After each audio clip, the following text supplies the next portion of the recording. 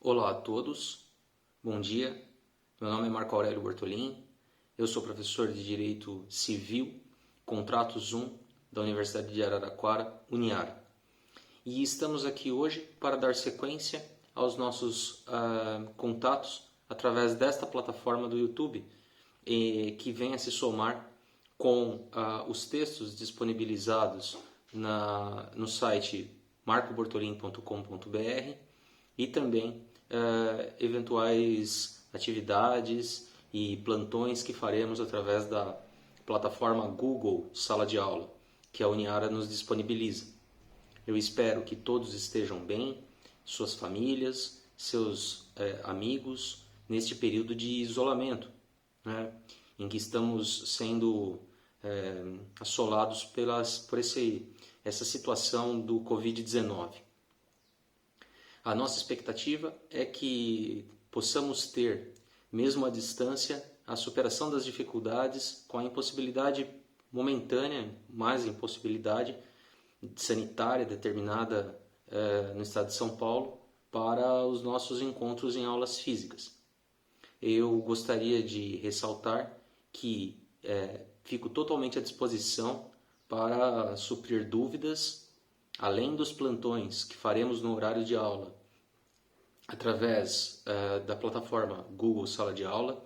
Também podem usar comentários aqui do vídeo, porque eu terei o maior prazer em responder, seja pelo Google Sala de Aula, seja em plantão, seja através do Google Meet, ou por e-mail, ou mesmo aqui nos comentários do YouTube. Fico totalmente à disposição para responder eventuais dúvidas, tirar dúvidas ou, no que eu puder, esclarecer um pouquinho mais sobre os temas.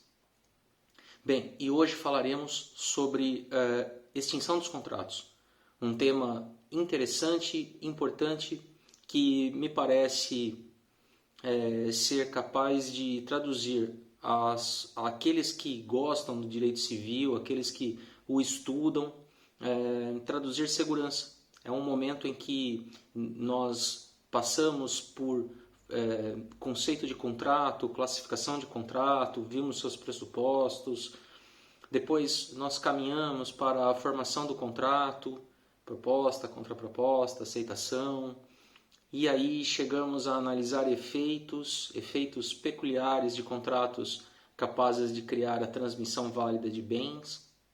E já que analisamos a formação do contrato, vimos sua essência, depois nós vimos alguns efeitos da fase pós-contratual, agora surge interessante abordar tema que é compreendido por toda a doutrina civilista, justamente em razão da importância de se perceber o contrato como um instrumento jurídico extremamente orgânico, vivo, pulsante, que, independentemente do que possam pensar o contrato como um simples papel com letras, palavras jogadas, na verdade o contrato é vivo, ele tem desenvolvimentos que são variados, ele assume aspectos vários na sua existência. E a extinção também.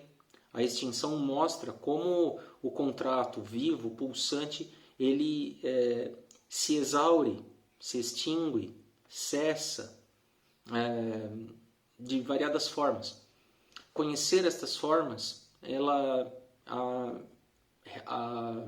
da mesma forma que no estudo da classificação nós falamos exatamente isso. Conhecer os vários aspectos que circundam um contrato nos permite perceber como o contrato pode gerar satisfação ou insatisfação, passando por vários caminhos, vários desenvolvimentos que nós, a princípio, não poderíamos imaginar, antes do estudo do direito, que o contrato pudesse assumir. Nosso objetivo aqui, então, portanto, é mostrar a importância desse tema. O estudo da extinção dos contratos antecipa a percepção que nós podemos ter sobre várias circunstâncias que ocorreram com o contrato. Falamos isso também no estudo da classificação.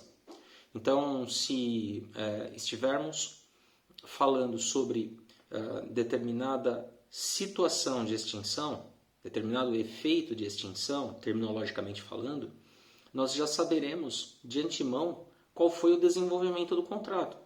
Então, se num determinado processo o advogado se depara, a advogada se depara com uma referência de que houve resilição contratual, ou que houve resolução contratual, ou que houve cessação contratual, ou que houve rescisão contratual, significará para o civilista desenvolvimentos distintos do contrato.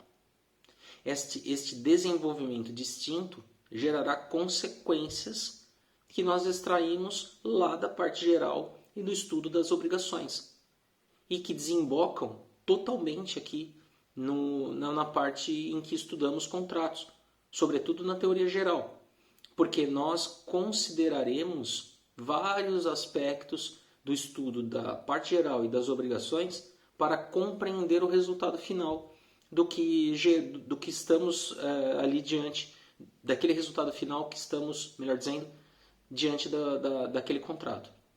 Então, saber como ele se extingue e quais são as causas, as razões que geram essa extinção é o objetivo do nosso tema hoje. Muito bem.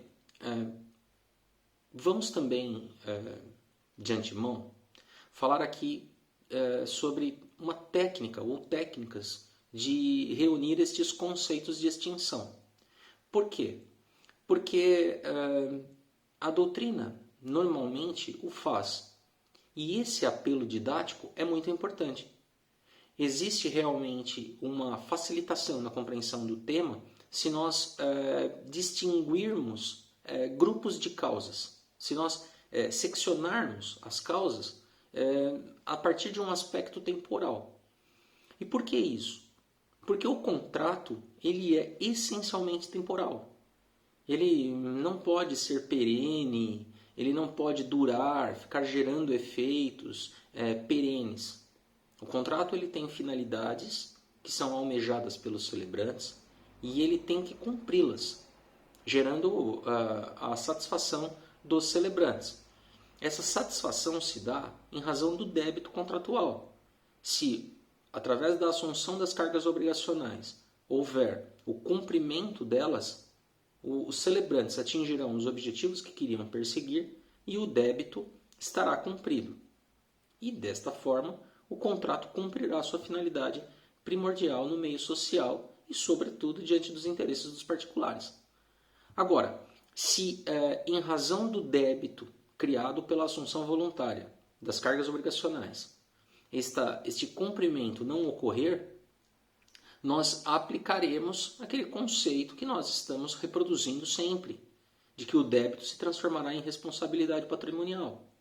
E através dessa responsabilização patrimonial, aquele contratante que descumpriu a carga obrigacional terá que suprir esta ausência de cumprimento através do seu patrimônio, sendo alvo de penhora este patrimônio e de execução forçada. Então, de qualquer forma, seja pelo cumprimento do débito contratual, seja pela execução da responsabilização patrimonial, o contrato deverá cumprir sua finalidade. É óbvio, cá para nós, né, é óbvio que haverá, às vezes, um obstáculo material, que é a falta de bens. Né? Isso repercute lá no processo de execução, porque não há, cria-se a dívida, cria-se a responsabilidade, usam-se bancos de dados para compelir o responsável. Muito se fala sobre o devedor, né? Mas é o responsável, melhor falando, e o responsável que não tem bens para a satisfação dos seus compromissos vencidos, ele deixará frustrado o outro contratante, mas essa é uma questão que se resolve lá no campo do processo civil, com o processo de execução, a busca de bens, satisfação da responsabilidade patrimonial do contratante. Muito bem. Então, nosso objetivo aqui, feita essa introdução, é analisarmos as causas de extinção. Com isso, teremos então uma maior segurança de entender esse fenômeno vivo que é o contrato. Instituto jurídico pulsante, gosto muito de usar essa expressão, um instrumento jurídico bastante dinâmico.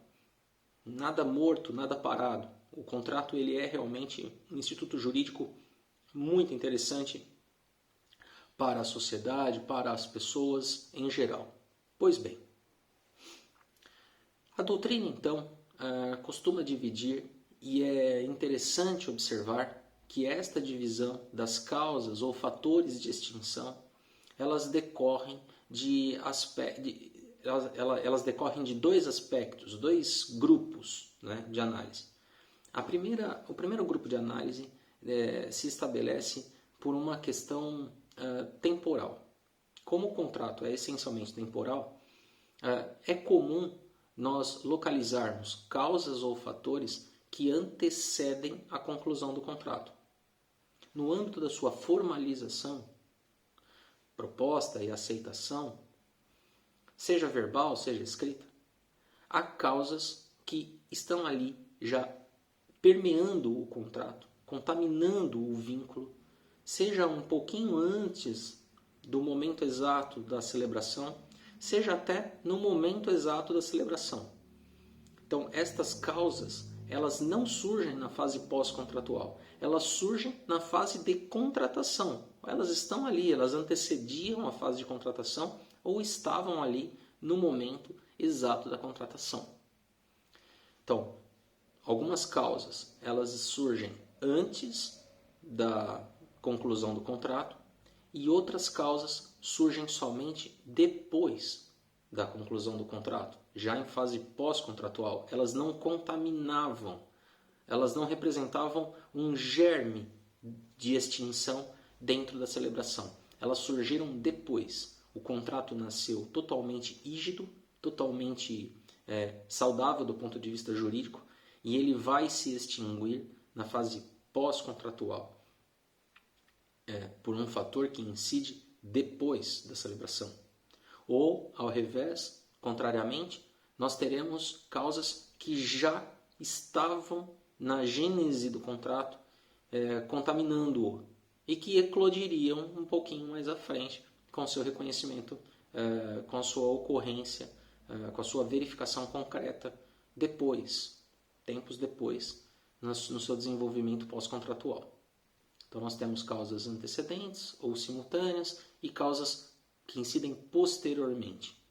Ah, mas isso é importante? Sim, porque nós passamos a perceber que há problemas na essência do contrato que geram a sua extinção, ou então causas que incidem posteriormente à conclusão do contrato, ao seu fechamento, à sua proposta e com aceitação, geração de eficácia. Então eles vão incidir no campo lá da eficácia do contrato. Outro aspecto que também a doutrina costuma referir e que nós apreciamos muito falar para os nossos alunos é a de expectativas. Existem causas que decorrem da própria expectativa almejada, admitida, esperada, desejada pelos celebrantes. E existem causas que não são normalmente admitidas, que não foram normalmente almejadas, que não estavam no campo de desenvolvimento esperado e que surgiram e que eclodiram e que extinguiram o contrato. Então há causas, sim, capazes de extinguir o contrato que os contratantes consideram que são desejadas propriamente ou admitidas, pelo menos admitidas. Eles consideram esta uma forma de extinção e sabem dela. E há causas que não são normalmente esperadas. Causas que surgem e que extinguem o contrato, mas que não eram as causas, não eram fatores normalmente esperados pelos contratantes. Muito bem, vamos começar então por estas que são esperadas, estão até mais que isso. Elas podem ser normalmente esperadas ou eventualmente esperadas. Estas causas que estão ali no campo da previsibilidade na celebração do contrato, sim, previsibilidade. Os contratantes, eles inserem tais fatores como claramente previstos na celebração e que gerarão extinção. Começaremos então pelo primordial, pelo mais desejado, aquele que eles buscam na celebração de um contrato. É o adimplemento. O adimplemento precisa ser, obviamente, voluntário e integral. Não pode o contratante ser acionado judicialmente na sua responsabilização patrimonial por quem incorreu em mora ou inadimplemento e ali então efetuar, olha, eu vou efetuar o pagamento da multa, etc. Porque isso não é propriamente adimplemento. Mas porque ele teve bens penhorados e os bens penhorados pagaram lá o descumprimento contratual. Nós, quando nos referimos a adimplemento, nós temos que imaginar uma iniciativa voluntária da parte frente ao que ele assumiu, o contratante, e este adimplemento precisa ser, obviamente, na integralidade da carga obrigacional. Estabelecido o cumprimento voluntário, sem provocação, por vencimento da carga obrigacional, da data de pagamento da carga obrigacional. Se houve adimplemento voluntário, sem provocação e integral, nada mais é necessário. Nós não precisamos de declaração judicial, nós não precisamos de um termo de cumprimento, nada mais é necessário.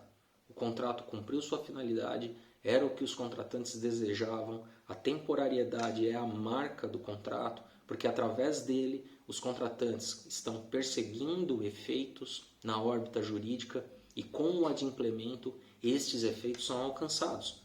Eu gosto sempre de dar um exemplo bastante óbvio.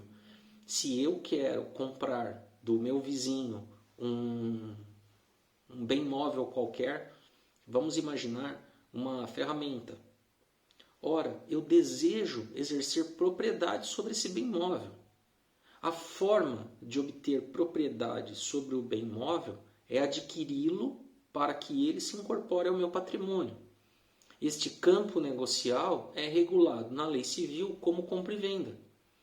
Então, eu busco ajustar a compra e venda através de uma celebração contratual e a minha vontade, inicialmente, é antagônica frente à vontade do meu vizinho. E pode ser que dessas vontades antagônicas nós possamos evoluir a um ponto de fechamento da celebração, em que ele buscou o melhor preço, em que eu busquei menor preço, em que nós buscamos uma forma mais adequada de cumprimento no tempo e na forma devidos, e lá, conforme estudamos em direito das obrigações, e aí então definimos cargas obrigacionais. Se eu cumpro a minha carga obrigacional de pagar quantia, e se ele cumpre a carga obrigacional de entregar coisa certa, ora, o contrato se exauriu pelo cumprimento voluntário e integral, era o que almejávamos, nós queríamos a extinção do contrato, nós buscávamos justamente a extinção do contrato quando cumpríamos as nossas cargas obrigacionais. Então, podemos considerar que o adimplemento é uma causa normalmente esperada, buscada, desejada, principal finalidade da celebração. Segunda causa normalmente esperada. Normalmente esperada, mas aliás, ela é normalmente esperada e eventualmente admitida, né, como algo que possa ocorrer. Ela não é algo que surpreende. Ela não surge na fase pós-contratual, como pode parecer. Nós estamos falando de uma verificação concreta de um elemento de eficácia que foi inserido no contrato. Vocês estão lembrados quando tratamos de pressupostos do negócio jurídico? Nós abordamos os elementos eficaciais, são elementos acidentais do negócio, eles não determinam nada de essencial ao contrato. Falamos de termo, de encargo e de condição. São elementos capazes de alterar a geração dos efeitos válidos do contrato. E eles não são essenciais, obrigatórios, nunca são impostos. Os contratantes é que definem estes elementos de eficácia. Eles podem alterar a geração habitual que nasce do contrato após a sua celebração, influenciando o momento de início da geração de efeitos ou do término da geração de efeitos, com o termo, respectivamente, inicial ou final, ou então suspendendo a geração de efeitos a um evento futuro incerto, ou determinando a possibilidade de cessar os efeitos antes do tempo previsto, e isso estando atrelado a um evento futuro incerto, estamos falando respectivamente da condição suspensiva e da condição resolutiva, ou então atribuindo a este negócio um fator de ônus ao beneficiário, quando há este tipo de contrato benéfico, este ônus, este dever, esta rota de passagem do beneficiado através de um fazer, de um não fazer, de um comportamento, este ônus exigido é chamado de encargo ou modo. Muito bem. Então, é óbvio que esses elementos eles não são essenciais para a existência do negócio jurídico ou para a sua validade perante a ordem jurídica, mas os contratantes podem lançar mão destes elementos eficaciais. Nos contratos mais complexos, eles são importantes. Nos contratos em que os contratantes têm relações de família, também. Então, eles surgem como um instrumental interessante para contratantes que têm outros interesses além do próprio objeto negocial. O elemento de eficácia vem auxiliar, sobretudo a condição e o encargo. Já o termo não, o termo é mais impessoal, ele vai se inserir em todo tipo de contrato de duração. Muito bem, até mesmo os de prestação imediata com o termo inicial, né? Instantânea com o termo inicial. Muito bem, então consideraremos que o contratante, quando lança a mão de um elemento eficacial, ele, obviamente, ele não quer que o contrato, sobretudo quando estamos falando de um elemento eficacial ocasional como a condição resolutiva. Vamos imaginar um contrato de duração que deve durar 5 anos. Como o contrato não é eterno, ele durará 5 anos, com prestação sucessiva. Muito bem, neste prazo, vamos imaginar que o contratante tem a obrigação de efetuar determinadas entregas benéficas a outra pessoa, renda mensal vitalícia, por exemplo. Ele irá estabelecer um pagamento a determinada pessoa de maneira totalmente benéfica. Nós estamos falando de alimentos, obviamente. E aí, através desse pensionamento mensal, ele irá efetuar esse pagamento durante 5 anos. Ok, só que as partes ajustam um condicionamento. Pode ser que este pagamento venha a cessar antes do tempo, venha a se extinguir antes do tempo, pela verificação de um fator aleatório, possível de ocorrer, talvez futuro, incerto, talvez possa ocorrer. Se ele vier a ocorrer, cessará a obrigação. A obrigação é de 5 anos, mas se esse evento futuro incerto vier a ocorrer no segundo ano, no tempo da 19ª parcela mensal, todas as demais estarão pulverizadas pela extinção antecipada do contrato. Então é interessante observar que os contratantes podem definir um termo no contrato de duração, mas condicionar a um evento futuro incerto a sua extinção antecipada, resolvendo os efeitos do contrato antecipadamente. Muito bem, então é correto dizer que os contratantes queriam o quê? A extinção antecipada? Não. Eles queriam o estabelecimento de um vínculo de 5 anos. Um vínculo obrigacional de 5 anos. Esse era o objeto principal do contrato. E eles celebraram desta maneira. Mas agregaram a essa geração de efeitos um outro fator.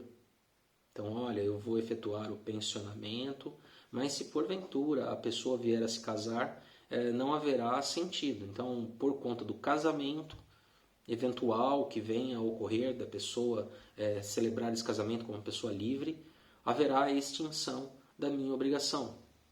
Muito bem. Então, nós temos um contrato de duração com 5 anos de duração, mas subordinando-se a uma condição resolutiva. Se houver tal circunstância na vida do beneficiário, a obrigação cessará antes do tempo.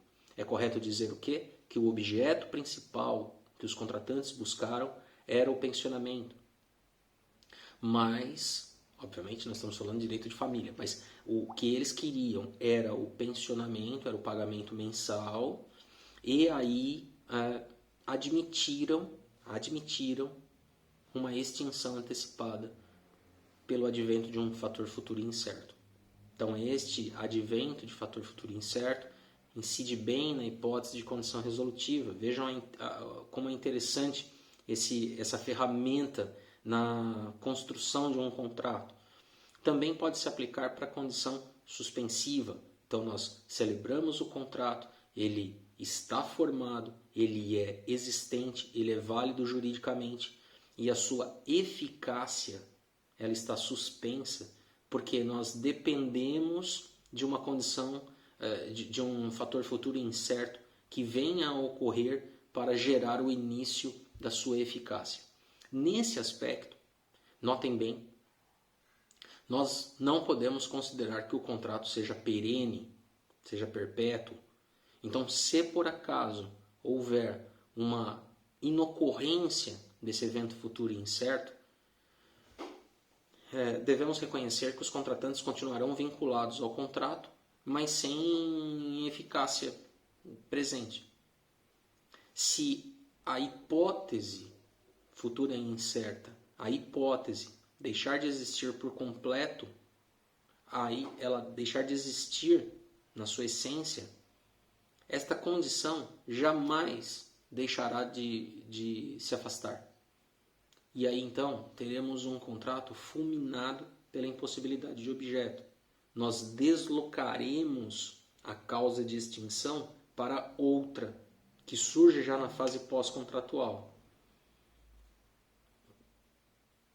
Então, é importante nós percebermos que os contratantes querem um objeto, este objeto satisfaz aos contratantes, isso é bastante importante, e eles lançam mão de elementos de eficácia para moldar o início da geração de efeitos, termo inicial, ou para definir o tempo de geração de efeitos até determinado tempo, evento futuro e certo, termo final, ou então podem atribuir a essa geração de efeitos um fator futuro incerto, seja para o início da geração de efeitos exigíveis, condição suspensiva, seja para admitir a extinção antecipada da geração de efeitos frente ao termo final lá na frente com uma condição resolutiva, se por acaso o evento futuro e incerto vier a incidir,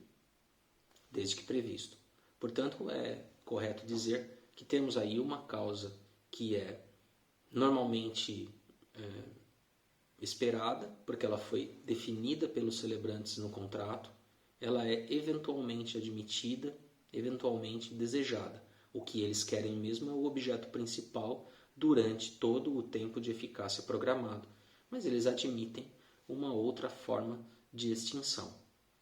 Mutatis mutandis, também há um objeto principal na condição suspensiva, os contratantes querem aquilo, mas admitem que este início de geração de efeitos fique atrelado à eventual ocorrência de um evento futuro incerto. Também isso é possível. Muito bem, então nós temos como causas normalmente esperadas ou eventualmente admitidas lá na celebração do contrato, o adimplemento e os elementos eficaciais que estão lançados no contrato. Uma terceira hipótese é a cláusula de arrependimento. A cláusula de arrependimento, ela flexibiliza a rigidez da exigibilidade do contrato. É importante considerar isso, né? O contrato pode ser rompido a qualquer tempo, por qualquer pessoa? Não. Há contratos que admitem essa extinção imotivada, falaremos disso daqui a alguns minutos, mas há contratos que não admitem. Contratos que são essencialmente sinalagmáticos, bilaterais, onerosos, comutativos. E eles têm no sinalagma, no equilíbrio, a justa reflexão entre aspectos reflexivos mesmo da prestação estar atrelada à contraprestação. E, consequentemente, já tendo havido cumprimento de prestação, não há que se imaginar em ruptura do contrato de maneira imotivada. O contrato vincula, gera responsabilidade patrimonial, e é isso que falamos já diversas vezes a alunos e alunas.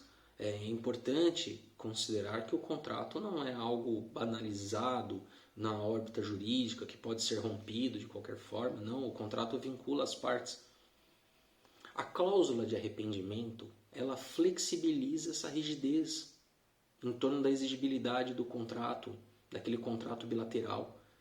Ela, se admitida, obviamente, se no campo da formação paritária do contrato nós não admitirmos a cláusula de arrependimento, o contrato não se forma. Agora, se porventura houver a inserção de uma cláusula de arrependimento, e aí podemos gravar a esta cláusula de arrependimento um remédio de equilíbrio. Qual seria o remédio de equilíbrio? Arras. As arras que são estudadas em direito das obrigações. Então, sem problema nenhum, nós podemos sim, num contrato paritário, bilateral, nós podemos inserir uma cláusula de arrependimento. É óbvio que essa cláusula de arrependimento terá uma duração, uma temporariedade menor do que a do contrato em si, para contratos de duração. Ela gerará um prazo de reflexão ainda, mesmo depois da conclusão do contrato. É uma válvula de escape para possibilitar que os contratos se formem e não que eles não se formem. Também é importante observar isso. Não houvesse a possibilidade de se inserir uma cláusula de arrependimento, essa rigidez absoluta da eficácia e exigibilidade das cargas obrigacionais afastaria os contratantes da celebração. Então, pensarmos na existência de uma cláusula de arrependimento favorece a celebração do contrato. Interessante, não é? Porque com esta cláusula de arrependimento, dirão vocês assim, ora, mas os celebrantes, estabelecendo uma cláusula de arrependimento, eles não terão segurança jurídica. Na verdade é o inverso, porque se eles chegaram a concluir o contrato, tiveram despesas com a contratação, tiveram perda de tempo, é porque eles estão desejando o cumprimento do objeto principal do contrato, as cargas obrigacionais. A cláusula de arrependimento é um mínus, ela vem simplesmente auxiliar, ali, lubrificar o encerramento do contrato, vem estimular, é um estímulo, porque ela dá um prazo de reflexão um pouquinho maior no direito privado para que aquele celebrante possa se desvincular do negócio. Agora, é óbvio, é possível celebrar o arrependimento, a cláusula de arrependimento, inclusive inserindo antecipadamente uma previsão de perdas e danos para compensar o outro celebrante. Não é obrigatório, mas pode acontecer. Então, se porventura estivermos falando de causas que antecedem a celebração e que são normalmente esperadas ou eventualmente esperadas, mas estão ali no campo da previsibilidade, podemos realmente identificar o adimplemento, que é a normalmente esperada, primordialmente desejada, a verificação concreta de alguns elementos de eficácia que antecipam, fazem cessar a duração do contrato como a condição resolutiva ou o termo final e, circunstancialmente, a condição suspensiva e a cláusula de arrependimento. Agora, vamos imaginar uma outra categoria de causas de extinção dos contratos. Estas causas de extinção do contrato, elas não são normalmente esperadas. Elas não são admitidas. Elas não decorrem da vontade dos celebrantes. Não estão lá no campo em que eles, celebrantes, consideraram ou o ideal como adimplemento ou, eventualmente, possíveis, como a condição ou eventualmente o exercício concreto da cláusula de arrependimento. São causas que não são normalmente esperadas, não são normalmente admitidas, nem eventualmente admitidas pelos celebrantes. Começaremos então pelos fatores de invalidade jurídica. Esses fatores de invalidade jurídica, eles, como a própria terminologia indica, eles viciam a saúde do contrato desde a origem. Eles pré-existem à celebração, eles não decorrem de um problema do contrato em si, como um instrumento jurídico abstrato.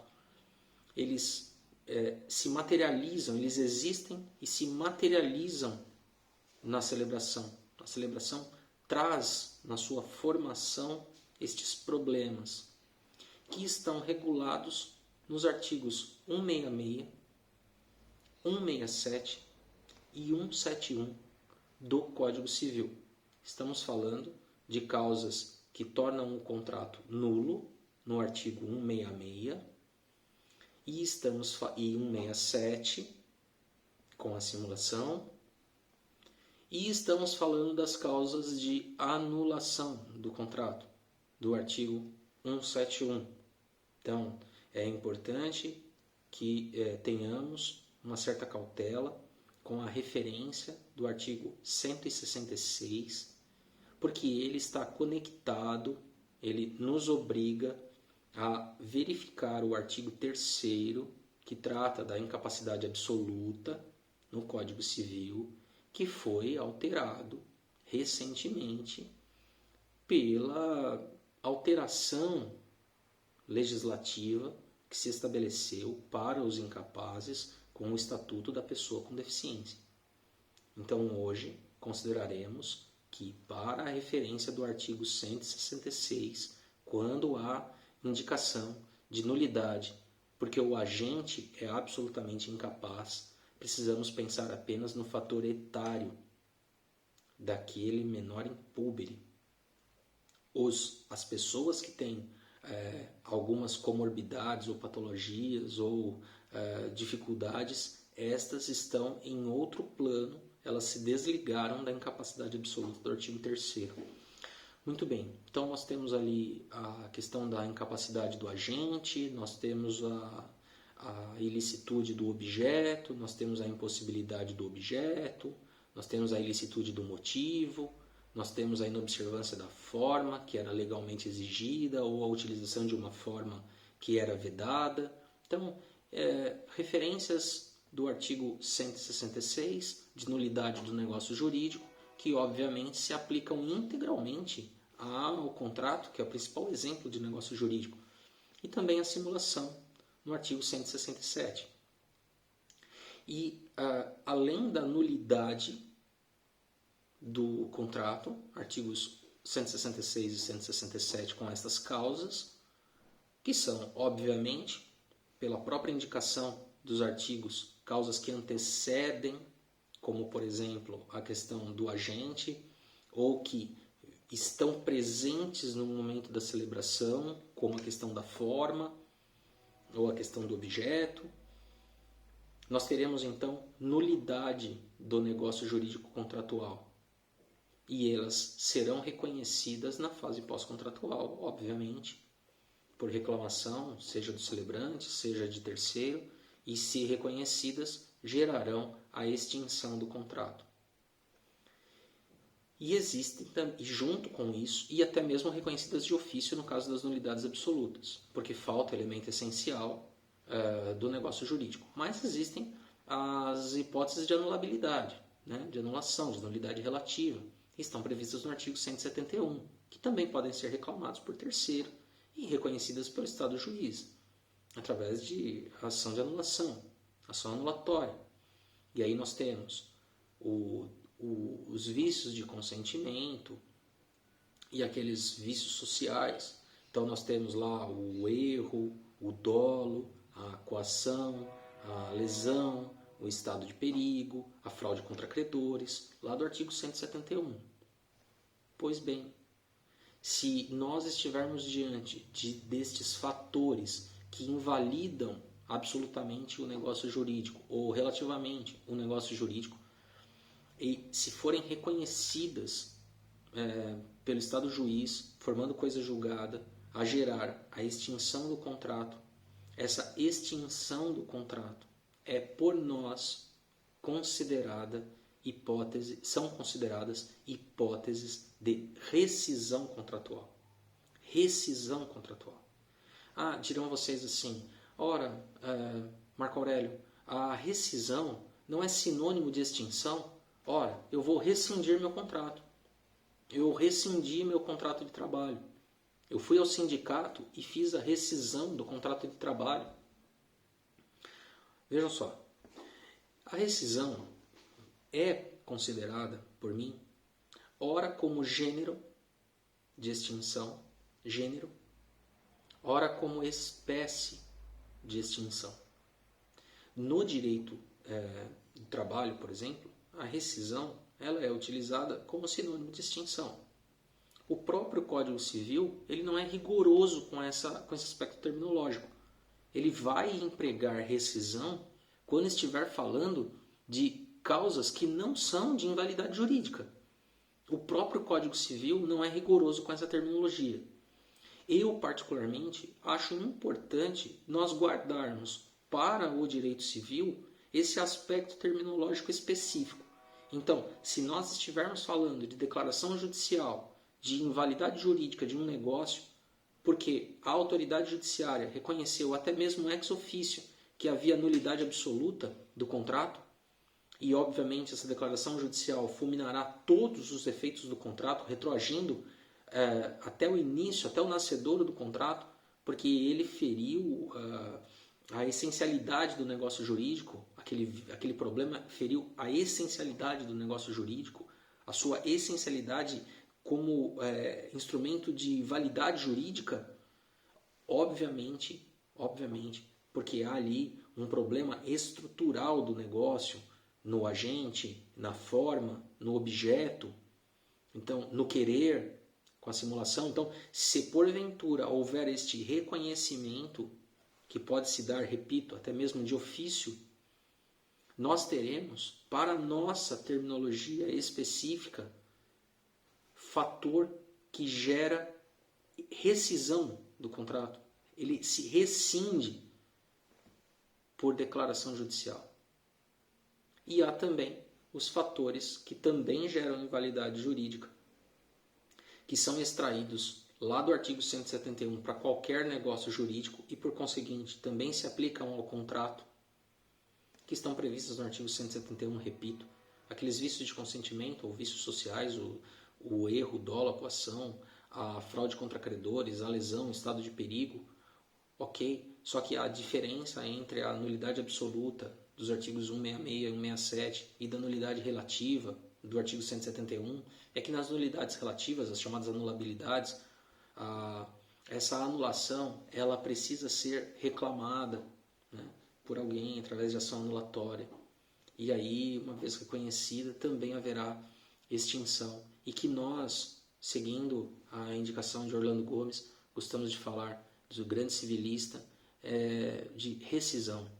A consequência dos fatores de invalidade jurídica gera rescisão. A consequência é a rescisão. Muito embora já tenhamos feito a ressalva de que rescisão não é tão específico assim, fora do direito dos contratos, e o próprio Código Civil, por vezes, usa a rescisão como gênero. Então não há erro ou acerto aqui. A rescisão, ora é empregada como gênero, como um gênero de extinção, ora é empregada como espécie decorrente espécie das causas possíveis de extinção decorrente da verificação, do reconhecimento de causas de invalidade jurídica. E vale aqui dizer que, além destas da parte geral, o Código ainda, no tratamento específico dos negócios, irá reconhecer aqui ou ali, ocasionalmente, situações e hipóteses, causas outras de invalidade jurídica, prevendo as invalidades jurídicas. Olha, este contrato aqui ele pode ser anulado na compra e venda, por exemplo. Ele pode ser anulado. Por quê? Porque houve ali um problema familiar. Então, o contrato ele estará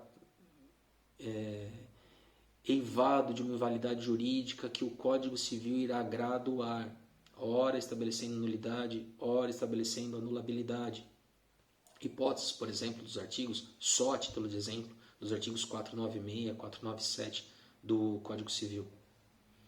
Então, se houver questões outras que geram uma insegurança jurídica, o Código determina invalidação e, consequentemente, reconhecendo a invalidação, se determinará uma rescisão do contrato. Muito bem. Outras causas que também não são imaginadas, previstas, não podem ser tidas como normais e que nós já vimos e que também surgem lá e eclodem na fase pós-contratual, mas já existiam, são problemas que já existiam desde a celebração e que nós acabamos de analisar, inclusive, são decorrentes dos vícios ocultos ou da evicção parcial significativa. Estas permitem a extinção do contrato, é a chamada redibição. Acabamos de falar da rescisão e agora estamos falando de redibição. Então, se por acaso houver um contrato que transfere coisa através da criação dessa obrigação específica, por exemplo, compra e venda, ou outro exemplo, a troca, e por equiparação, como já estudamos, a doação onerosa. Se por acaso, neste contrato translativo, a coisa ela carrega em si um vício oculto, não percebido pela cautela mediana dos celebrantes, das pessoas, se ela importa numa diminuição de valor da coisa ou na imprestabilidade desta coisa, nós teremos lá na fase pós-contratual um desequilíbrio que era fora do desdobramento normal do contrato. E aí, por conta desse reconhecimento do vício oculto, presentes todos os pressupostos, é óbvio, poderá o celebrante optar pela ação edilícia que irá redibir o contrato, que irá extinguir o contrato, fazendo com que as partes voltem ao estado anterior da contratação. E este efeito que se propaga do vício oculto é a possibilidade de extinção do contrato através da redibição. A esta redibição nós temos, prevista no artigo 442, também o mesmo resultado para a evicção parcial significativa. A evicção, que nós já estudamos, que há um vídeo aqui, inclusive, que fala de evicção. Se a evicção não atingir todos os bens adquiridos, mas só parte, e se essa parte for significativa, o Código Civil também permite ao evicto, que não perdeu tudo, perdeu só uma parte, mas perdeu uma parte significativa, por justa reivindicação de terceiro, que demonstra ao Estado juiz que é proprietário de parte daquelas coisas, se a perda for significativa, seja pelo quantum, seja pela finalidade da aquisição, se ela for significativa, repito, seja pela quantidade perdida, 50% mais 1, seja, até se não for esse fator quantitativo, se for pela finalidade, eu comprei uma área, a área era composta de alqueires, vários alqueires, e eu perdi apenas alguns alqueires, 10%, 20% da área toda, eu não teria então quantitativamente uma grande significância. Mas se eu declarei lá na escritura que eu comprei aquela área porque eu queria justamente, já que eu já tinha a área ao lado e eu queria agregar a nascente de água que estava nesta propriedade adquirida, e a nascente estava justamente na parte que eu perdi, eu tenho ali uma perda significativa. E aí então, se eu tiver perda significativa, mesmo que seja parcial, eu também posso redimir o negócio. Hipótese do artigo 455, primeira parte. Se a perda não for significativa, eu só posso estimar prejuízo na evicção parcial. Seguindo, né? Vimos então a adimplemento, vimos verificação concreta de elementos de eficácia, vimos a extinção gerada pela cláusula de arrependimento, vimos as causas que não são assim tão normais, como a existência de fatores de invalidade jurídica, nulidade, anulabilidade, e aí nós emprestamos aqueles conceitos tão importantes da parte geral dos artigos 166, 167 e 171, além de outros que iremos estudar quando analisarmos os contratos em espécie, porque aí o Código tratará de invalidar ações jurídicas na doação, ou na compra e venda, ou no comodato. Então nós vamos estudar, por exemplo, né, falando. Então o Código irá lançar regrinhas específicas de invalidade jurídica para determinados contratos, gerando então rescisão do contrato, terminologia específica, sem nos olvidarmos que a rescisão é utilizada também de maneira genérica como extinção. Temos ainda a redimição. A redimição decorre do vício oculto, quando presentes todos os seus pressupostos, e ainda a evicção parcial. Né? A evicção parcial, desde que significativa. Agora, nós temos causas que são posteriores. Estas causas que são posteriores, obviamente, elas não são normalmente esperadas, né? Tanto que o contrato foi celebrado. E estas causas que surgem na fase pós-contratual, elas obviamente não foram previamente admitidas ou desejadas. Muito bem. E quais são estas? Começaremos com o desfazimento imotivado do contrato. Desfazimento imotivado. Por quê? Porque é o desfazimento motivado, com causa contratual. O desfazimento imotivado, ele decorre de um querer pessoal. Mas então o contratante, ele com sua mora, com seu inadimplemento, com seu comportamento, ele deu causa ao querer do outro? Não. Simplesmente nós consideraremos que não houve causa contratual. Apenas os celebrantes quiseram, por causa pessoal, por querer pessoal, extinguir o contrato, melhor dizendo, resilir o contrato. Né? Pois bem, e como que isso pode se dar? Bem, nos contratos bilaterais, aqueles formados bilateralmente, esses contratos bilaterais, eles podem se extinguir também imotivadamente, de maneira bilateral, através do distrato.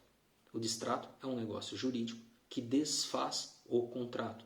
E ele, obviamente, importa numa resilição bilateral.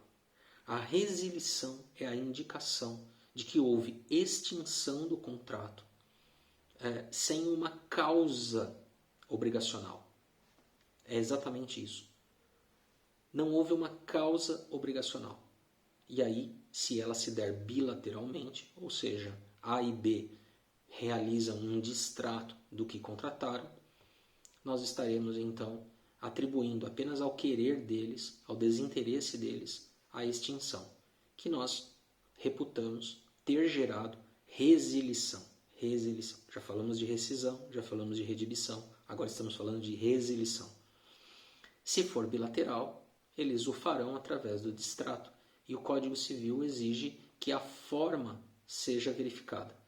Eu gosto muito de dizer isso, que a forma seja verificada.